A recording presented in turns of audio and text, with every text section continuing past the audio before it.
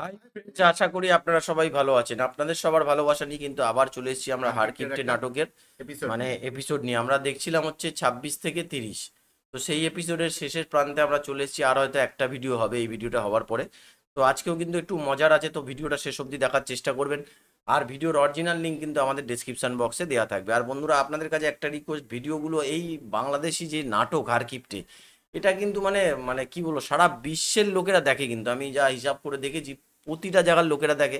তাই আপনাদের কাছে অনুরোধ, এই নাটকগুলো শেয়ার করুন। যত শেয়ার করবেন ততই তো বাংলাদেশের নাটক ইন্ডাস্ট্রি আরো অনেক উপরে উঠবে। এটাই আমাদের রিকোয়েস্ট। তো চলুন বন্ধুরা, দেখে নিই।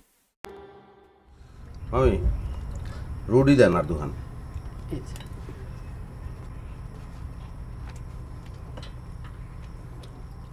বাহুর কি বলছে শুনছেন?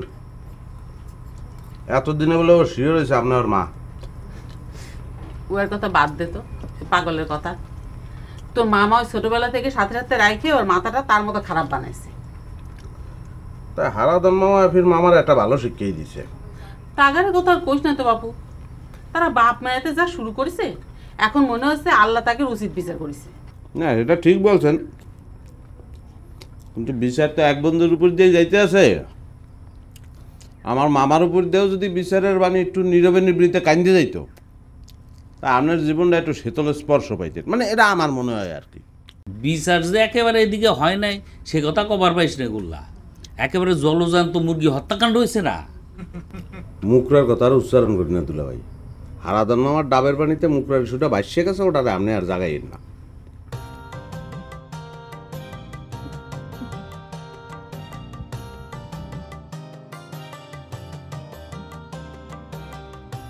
বাহ, খুব ফাইন।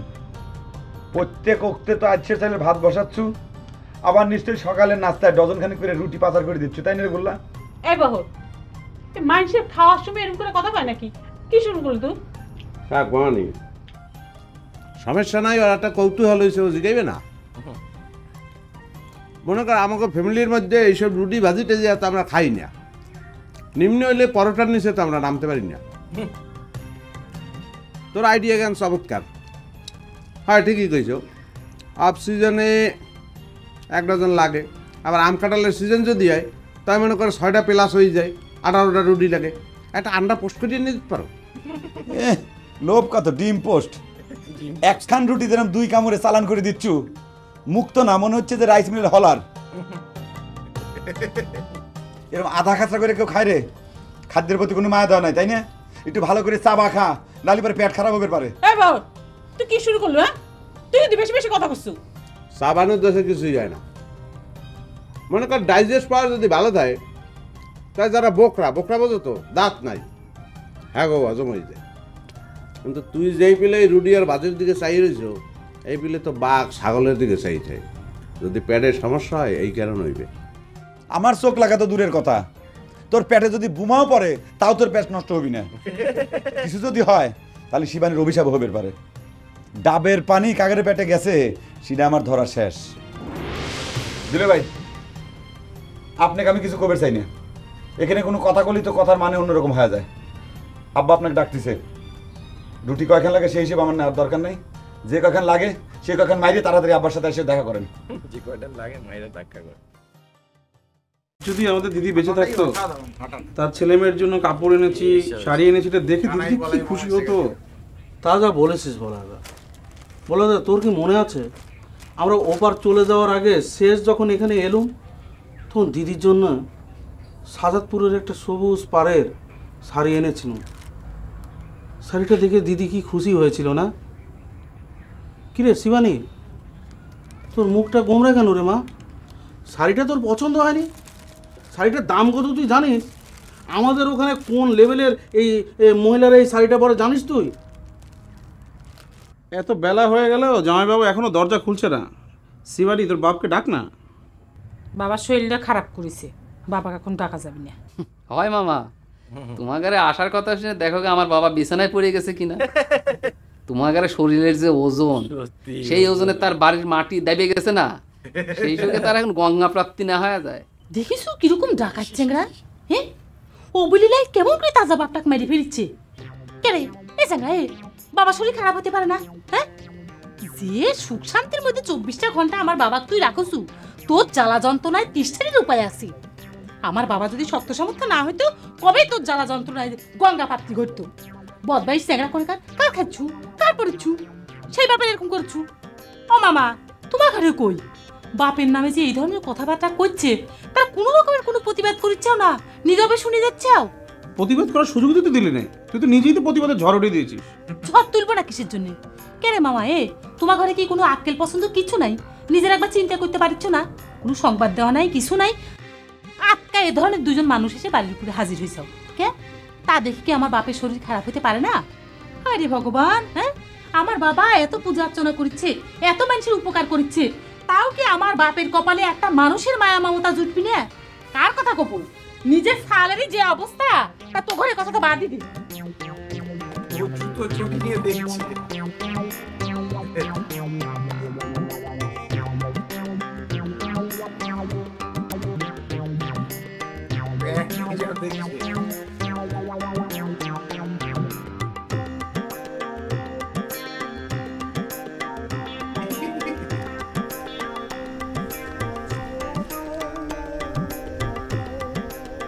আব্বা কি কিছু কবেন? ওই বহর করছিল। চলে যাও বাবা। আমাকে তুমি ক্ষমা করে দাও বাবাজি, আমি তোমার কাছে মাপ চাচ্ছি। এ কি করতেছেন আব্বা? আপনি আমার কাছে মাপ চাচ্ছেন কে? যদি কোনো পাপ করে থাকি, পাপ তো অবশ্যই করেছি, তা নালি পরে তুমি তোমার বাড়ির রাস্তা ভুলে যাবে কে? আমি আমার বাড়ির রাস্তা ভুলে গেছি, এই কথা কিরা কইছে আব্বা? কারুর কওয়ার তো অবকাশ নেই বাবাজি। তাছাড়া হাতের জিনিসকে আয়না দিয়ে দেখা লাগে।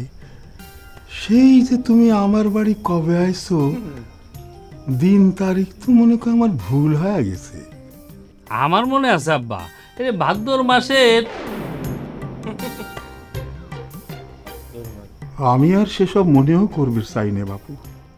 আমি তোমার কাছে হাত জোর করেছি, আমাকে ক্ষমা করে দিয়ে দয়া করে তুমি বিদেয় হও। আমি আর পারতেছি না।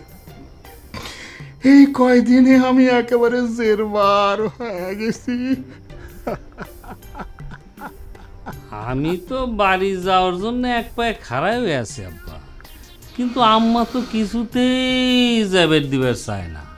উল্টে আপনার মিয়াক নিয়ে আসার চিন্তা ভাবনা করতেছে। তুমি আমার সাথে ইয়ার্কি করো? আমি তোমার ইয়ার্কির পাত্র? আম্মা কিডা? আমি তোমার আব্বা অনুরোধ করতেছি, সেটা তোমার গায়ে লাগতেছে না? আর আম্মার জন্য যদি তোমার এতই দরদ হয়ে থাকে, তাহলে পরে তা তোমার বাড়িতে নিয়ে যাও না কে, তাহলে আমার একটু উপকার হয়। আমি তো আম্মাক সাথে করে নিয়েই যাবার চাই, কিন্তু সে তো আপনার চিন্তা করে যাবার চায় না। তোমার আম্মা কো আমাদের চিন্তা তার করা লাগবে না, সে তো চিন্তা করে আমি যাতে ধ্বংস হয়ে যাই। আব্বা, আব্বা, খবর পাইছেন আব্বা? শাস্তি হয়ে গেছে, উপরওয়ালা তো শাস্তি দিয়ে দিছে, হাতে নাতে শাস্তি পাওয়া গেছে আপনার বন্ধু হারাধন দত্ত কাকা। হারাধন দত্তের কি হয়েছে? আর মানুষের খারাপ কথা এত আনন্দের সাথে কওয়া লাগে না রে বাপ। হাজার হোক সে তো আমার বন্ধু মানুষ। আব্বা, আজকে আপনার আমাকে নিষেধ করবেন না, এই আনন্দের দিনে আমার একটু ফুর্তি করবেন তাই আব্বা।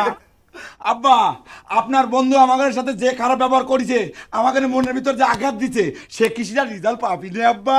আরে কি হয়েছে কত বহর? আব্বা, কালকে রাত্রির বেলা হারাধন কাকার বাড়িতে কানাই বলাই মামা আইছে, বুঝছেন? আপনার মনে নাই? গত বছর খালি কানাই আইছিল, 1 বছরের চালের খরচ 1 মাসে খসা দিয়ে চলে গেল। 2 ভাই হাতির মতো মোটা। কানাই বলাই আসার খবরে আনন্দ করতেছি রে বহর, আর এইদিকে যে আমার ঘরে জগায় মাধায় নামাইবার পারতেছি রে বাপ। মানুষের আক্কেল পছন্দ একবার চিন্তা করে দেখ।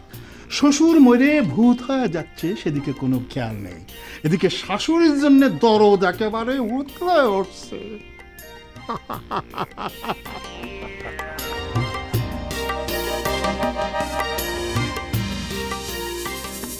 দুলে ভাই, আমার আব্বার এই অবস্থা দেওয়ার পরে কি আপনার 5টা বড় একটা কথা কয় না? দরকার হলে কন, আব্বার কাছে আমি টাকা চাই না, আপনার বাড়ি ফেরত দিয়ে আসি।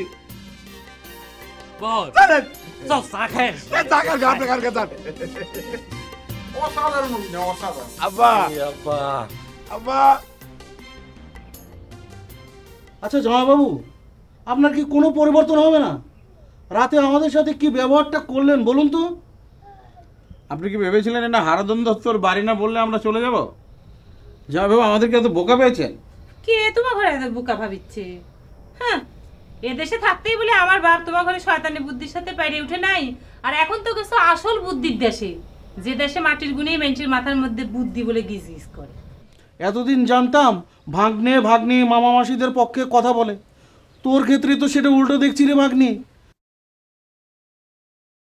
তো বন্ধুরা দেখলেন, সত্যি কথা বলতে এপিসোডটা দুজনের বাড়ি দুজনেই কিপ্টে, আর দুজনের বাড়িতেই কিন্তু চলে এসছে লোক, মানে মামা চলে এসছে এবার কিন্তু মানে যা অবস্থা হতে চলেছে তারপরের এপিসোডটা এটা বোঝা যাবে। কানাই বলাই মামা চলে এসছে, এরা দুজনই ওদিকে হারকিপ্টে দুজনই নজর আলীর বাড়িতেও এসে গেছে, গোল্লা জামাই যা অবস্থা করেছে এবার এর বাড়িতেও এসছে। এবার এর বাড়িতে কি ঘটনা ঘটছে সেটা কিন্তু কালকে দেখতে পাবো। তো চলুন বন্ধুরা, তো আজকের মতো ভিডিওটা এখানেই শেষ করছি। আবার কালকে দেখা হবে হারকিপ্টে নাটকেরই শেষ, যে 22 থেকে 26 থেকে 30-এর যে শেষ পার্টটা আছে সেটা নিয়ে। ততক্ষণে সবাই ভালো থাকবেন, সুস্থ থাকবেন। নিয়েছেন